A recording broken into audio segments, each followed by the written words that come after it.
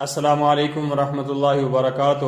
احناف media services سے آپ دیکھ رہے ہیں مرکز نیوز۔ متکلم اسلام مولانا محمد الیاس گمن حافظہ اللہ جیسے مرکز میں موجود اساتذہ کرام اور طلباء کی تربیت کا خیال رکھتے ہیں، ایسے ہی ملک بھر سے اپنے ساتھ تعلق رکھنے والے لوگوں کی تربیت کا خیال رکھتے ہیں۔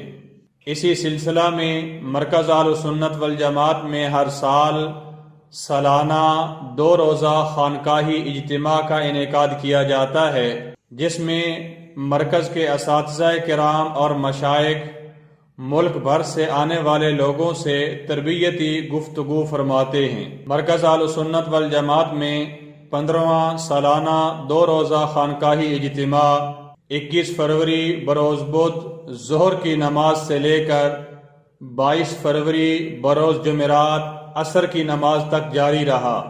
سالانہ خانقاہی اجتماع میں کل 4 نشستیں ہوئیں، جن میں حضرت الشیخ حافظہ اللہ کے خلفاء اور مجازین بیعت نے مختلف عنوانات پر بیان فرمائے۔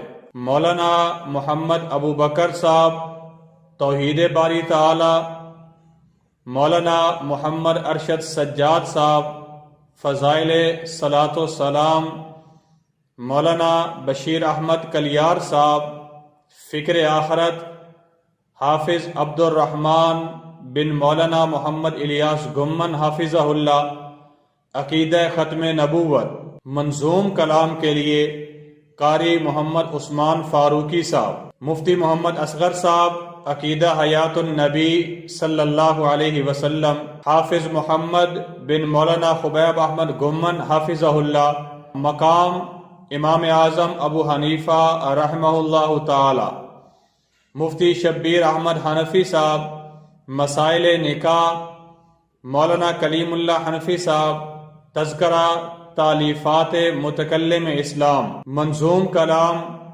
مولانا ضیاء الرحمن البازی، مفتی محمد عاطف حنفی صاحب عقیدہ ختم نبوت، مولانا محمد نواز الحذیفی صاحب ذکر اللہ کی اہمیت، مولانا محمد اشفاق ندیم صاحب علامات قیامت، مولانا خبیب احمد گمن صاحب حقوق العباد کی اہمیت۔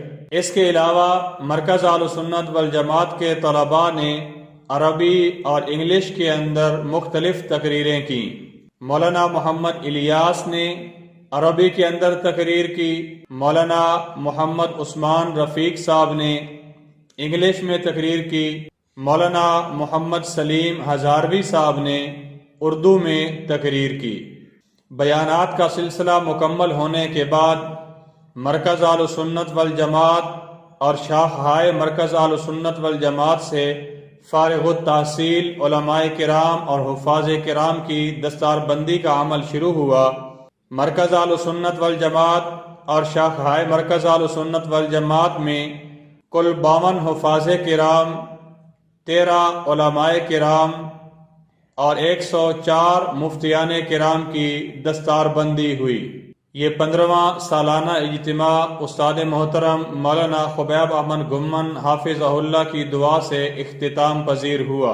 اللہ تعالیٰ مرکز اہل سنت والجماعت کے اس سالانہ اجتماع کو اپنی بارگاہ میں قبول فرمائے اور ہماری ہدایت کا ذریعہ بنائے۔ یہ تھیں اب تک کی خبریں۔ مزید مرکز کے احوال جاننے کے لیے ہمارے چینل احناف میڈیا سروسز کے ساتھ جڑے رہیے۔ السلام علیکم ورحمۃ اللہ وبرکاتہ۔